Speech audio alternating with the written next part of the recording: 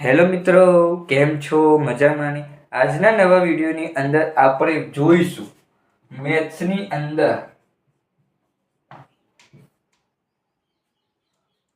સેન્ટીમીટરનું મીટરમાં ફેરવીશું. ગમે તે સંખ્યા આપેલી હોય એ સેન્ટીમીટરનું મીટરમાં આપણે ફેરવીશું. કઈ રીતે ફેરવીશું એ આપણે જોઈએ.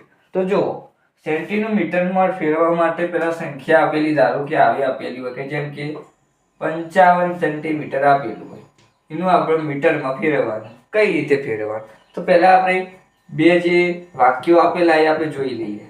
સૌપ્રથમ તો જુઓ, 100 સેન્ટીમીટર બરાબર 1 મીટર થાય.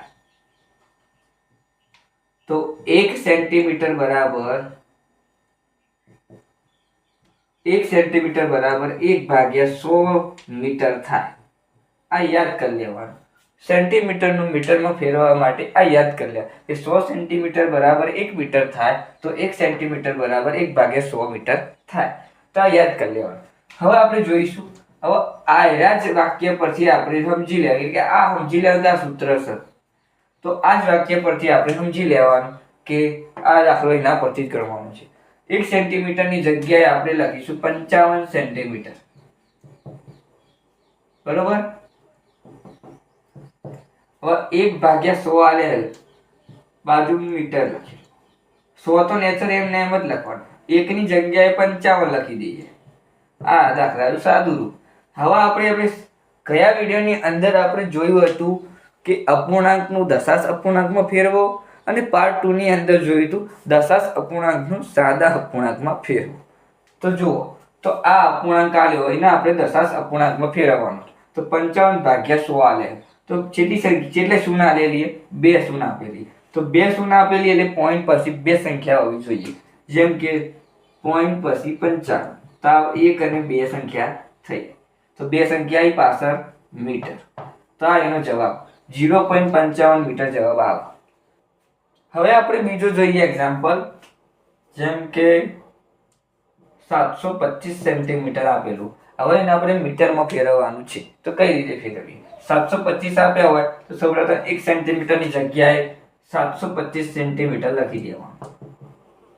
એના પછી 1/100 ની જગ્યાએ 725 લખી દેવાની. 1 ની જગ્યાએ લખી દીધા પછી બાજુમાં મીટર કરી દેવાનું. સમજો મીટરમાં ફેરવવાનું છે. હવે 725/100 કર્યા. બરાબર? હવે 2 0 તો પોઈન્ટ પછી 2 સંખ્યા હોવી જોઈએ. તો પાછળથી ગણવાની 1 અને 2. તો 25 લખવાનું. 7 તો એમને એમ લખવું. તો 7.25 મીટર થાય. આ એનો જવાબ.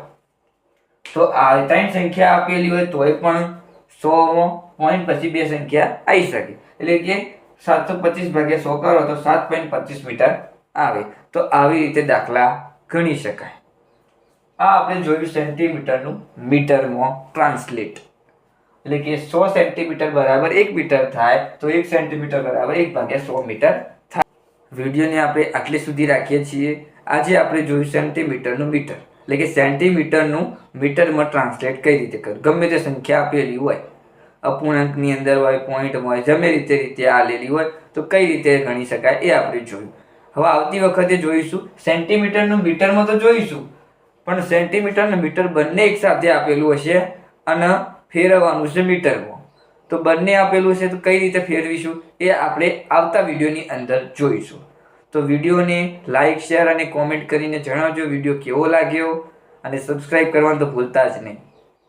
તો મળીશું આવતા વિડીયોમાં. જય શ્રી રામ.